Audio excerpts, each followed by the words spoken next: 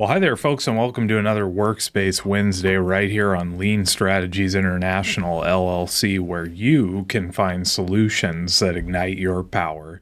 This week, we're going to look at an inventory formula that you can use to calculate your days of supply. Now, days of supply is a inventory concept that you can find a definition for on our website on Lean Strategies International LLC. So we're not going to go deep into that, but if you want to see it, we'll leave a link down in the description below, and you can learn all about basic days of supply or even find more links to all sorts of supply chain operations and inventory formulas. So let's jump right into this one. We got a template right here where we're going to calculate our days of supply. We're going to be using one function today, or one formula. The if-error formula. And so you'll see we have two pieces of data that we're going to use: inventory on hand and average daily usage.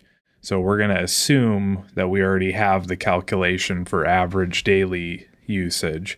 And days of supply is calculated by, if we jump back over to our glossary, it's calculated by dividing the inventory on hand by the average daily usage. So if we do that here, what we're going to do is open our function up with an equal. We're going to go ahead and divide A2 by B2, and that will give us our days of supply for these two. Now, days of supply, again, will tell us how many days of supply we have for inventory. Now, something a little bit tricky that you may want to pay attention to is you'll see that it's rounded right here, 71 days of supply. Well, it's real important that you round this too, because if you don't have enough inventory, you might have shortages or produce too much. So we're going to go ahead and close out the decimal to one place on this column. Now, what would happen if we took our function and we copied it and we went ahead and pasted it all the way down? Well, you can see we get quite a few errors. So we're going to change our function a little bit using the if-error formula or function. And the way we're going to do that is we're going to take the function that we've already written, dividing A2 by B2, and we're going to open up with an equal sign, if error.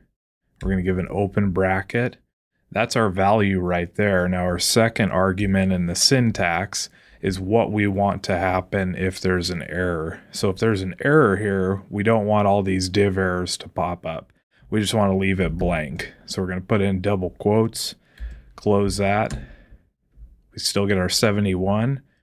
We will grab this, paste it all the way down, clean this up a little bit. Once we have that, you can see that all of our div errors are now gone. So we can calculate our days of supply just going down the line. So let's say we have maybe 2,400 pieces of inventory on hand. Our days of supply is 42. Or our average daily usage is 42, our days of supply would be 57. So that's it. That's how you would calculate days of supply in Google Sheets. If you got any questions, please feel free to comment down below and we'll get back to you as soon as we can. We'll see you next time right here on Lean Strategies International LLC.